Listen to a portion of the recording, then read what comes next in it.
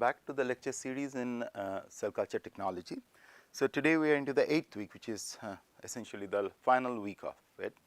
So, the way I have designed this week is we will have multiple small modules of 20 to 21 minutes, and there will be few extra modules apart from these 5 classes scheduled for the week, which I will be adding up to it, which will help you to understand the current or I should say the most advanced technologies currently followed all over the world, or at least emerging, which will definitely change the face of cell culture technology in the next 20 to 25 years. And I wish all of you should be braced up for that, because that's your generation when you really have to know how these technologies can come very handy.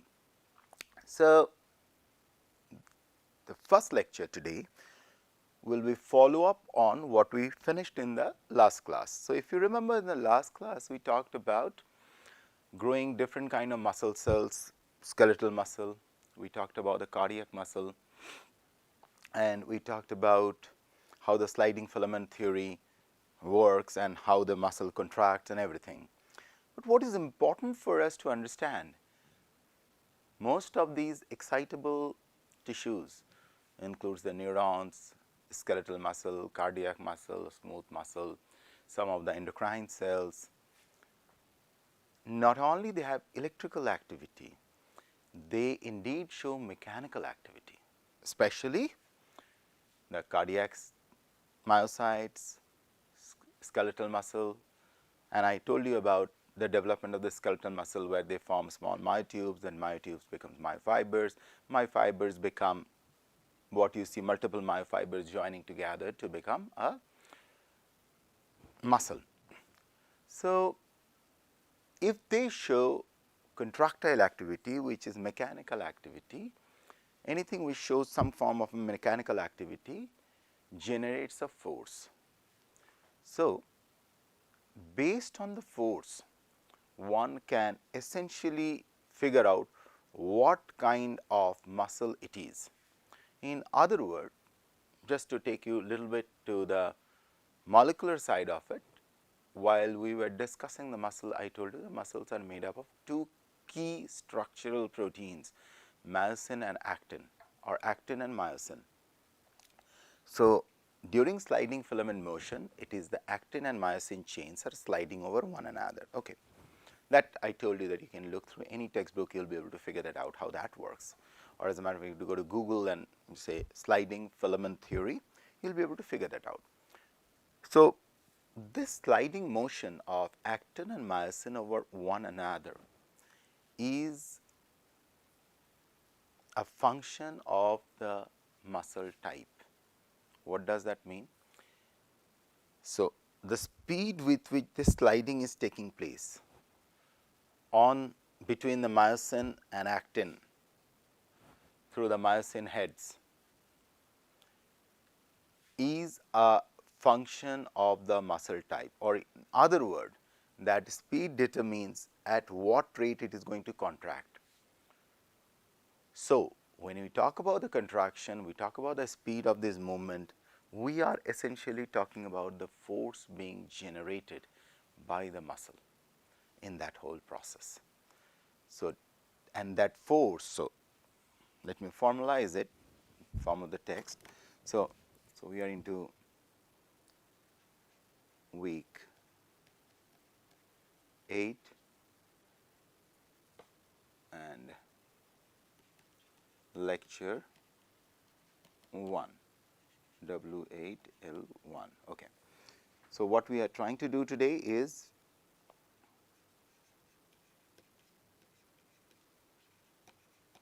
measuring the force generated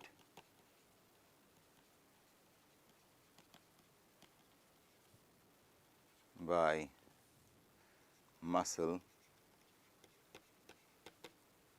It could be skeletal muscle, it could be cardiac muscle, skeletal, cardiac,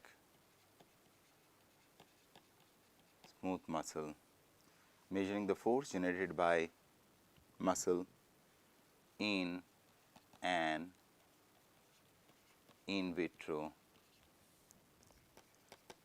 cell culture system.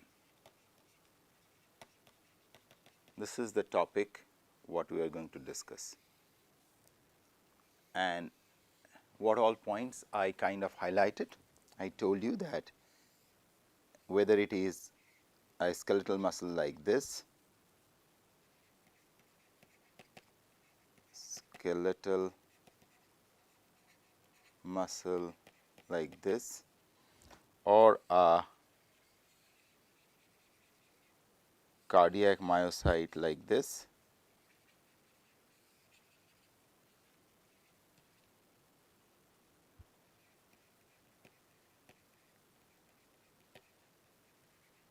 cardiac myocytes or cardiac tissue, myocytes or cardiac tissue like this,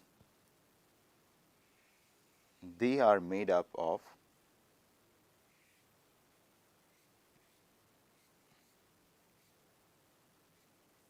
actin and myosin filaments, and these actin and myosin filaments slide over one another. Okay, actin, myosin, and these myosins have the myosin heads which are kind of connected like this, likewise. Okay, so similarly here you have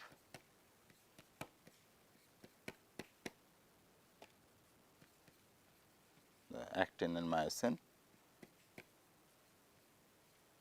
Okay, so now these actin and myosin essentially leads to what we call as, there is a sliding motion between actin and myosin filaments. These sliding motion between actin and myosin filaments leads to what we talked about, contraction, and this contraction is nothing but, this contraction has a force. Now, this force essentially determines, this force is different for cardiac tissue, this force is different for skeletal muscle. So, if this one I called it as FC, this is FSKM, okay, CM for cardiac muscle. Now, how our question is how you can determine these two forces in an in vitro cell culture setup. So, now having said this, why are we doing it? Whenever we try to do something, one has to first of all justify. So, say for example, one wants to screen drugs or screen phenotypes of myotubes for muscular dystrophy or any kind of muscle related disorders or other muscle disorders, one needed a tool. Just the way we have the cell culture tools which will tell you the cells are growing or not and how they are growing. You needed a very specific kind of tool to do so. A tool from where you can measure the force. How you can do this? So, say for example, you have these different kind of muscular dystrophy mice, different mice mutants. Muscle disorder, you have different mice mutants, mice, rat, whatever you want to use. Okay. Now, what you can do is you can use these to grow myotubes. So, I have already talked to you. Myotubes are the smallest unit of muscle. In the case of skeletal muscle, these are the myotubes. Grow myotubes in a dish. Or you can suppose you want to screen drugs.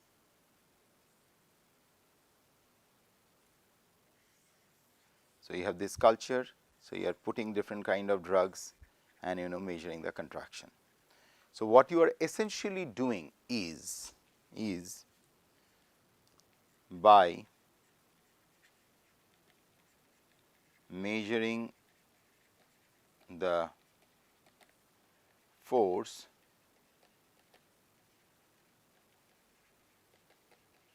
generated during contraction, one can evaluate the above effects. Now, globally, there are different kind of techniques which are being used, but today I am going to share one technology which I had the privilege of being an integral part of developing. That technology is called microfabrication of cantilevers and using cantilevers for measuring the force generated by the muscle. So, this falls under microelectromechanical systems or MEMS based systems, which are very frequently nowadays used. You all must have heard about this word at some point or other, called BioMEMS, okay, where M stands for micro, E stands for electro, M stands for mechano or mechanical, S stands for systems, micro electromechanical systems, bio. And when on these MEMS you have a biological component integrate to it, you have the possibility or you have the technical know-how or you have a scope to measure any kind of mechanical as well as electrical phenomena in a microsystem, because all your biological samples, if you are dealing with, if it is a cell, then we are talking about micron dimension, anything between 10 micron to, it could be less than 10 micron, of course, I mean say 2 micron to 10 micron to 100 to 500 micron. So, these are all microsystems. If you talk about much more smaller system, nano, then you have to go to NEMS, nano electromechanical systems. Okay. So, your structures which you are making are very small structures. Okay. So, depending on at what range you are developing these devices. So, these are devices on which you are integrating a biological component. So, in other words, the next generation cell culture where it is heading, and that is what we will be discussing in these last few lectures, is more on the area of technologies like what I will be talking mostly here: microfabrication,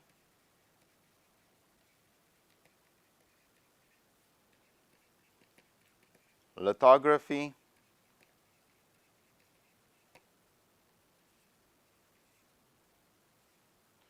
microchannel technology. We will talk about this regarding hippocampal neuron, microchannel technology, and advanced electrical systems, where we will be talking a little bit here and there about planar micro electrode array,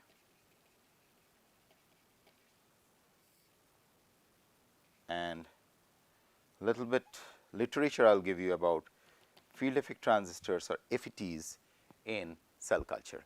So, let us start off with microfabrication. What is really microfabrication technology and how it comes very handy in microfabrication. So, earlier, just few minutes back, I told you we used micro cantilever systems.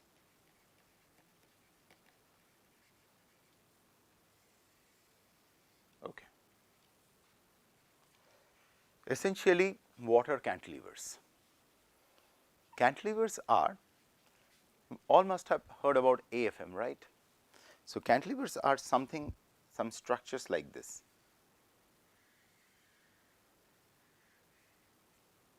You must have seen bridges. There are no pillars in between and it is kind of a hanging bridge, okay. And they say they work on cantilever principle. Those of you have heard about Howrah Bridge, the old Howrah Bridge. The bridge is something like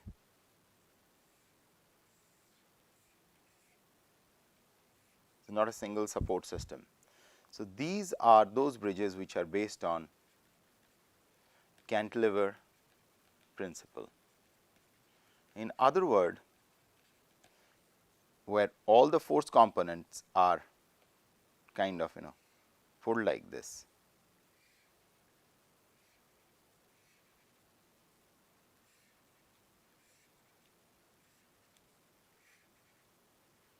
Okay.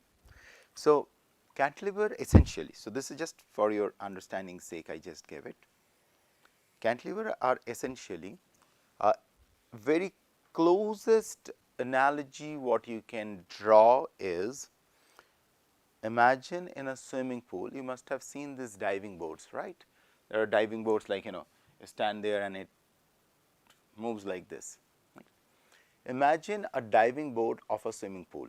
So, if this is the swimming pool you have out here, this is the swimming pool underneath.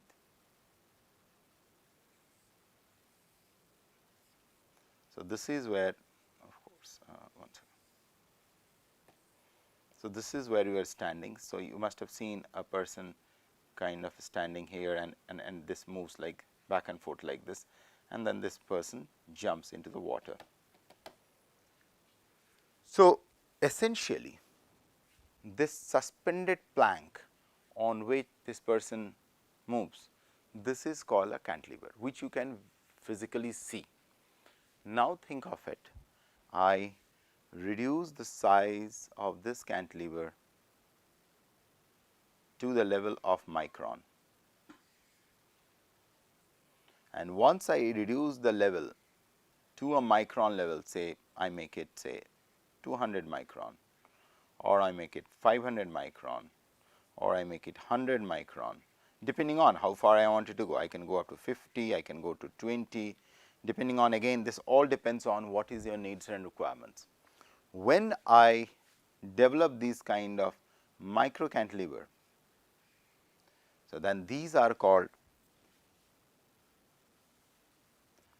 a small mechanical devices or micro cantilever devices. Now, on such micro cantilever devices you can use such. So, the way you make it is, so now the question is how you really develop these kind of structures. So, there are multiple ways by which you can do it. One of the ways what we followed is, say for example, you take a block structure like this. We use silicon. So, I am just giving example of silicon, and then what you do, you have a mask which have a pattern like this.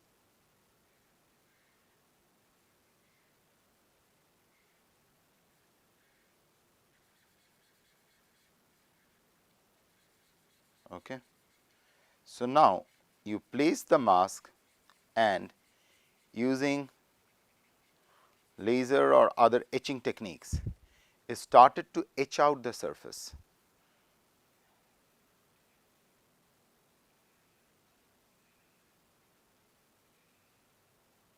You are continuously etching out the surface. As you keep on etching out the surface, the resultant stuff will be like this. You will have an array of micro cantilever which will be etched out from the surface, of course, with a certain amount of depth profile which will be out there.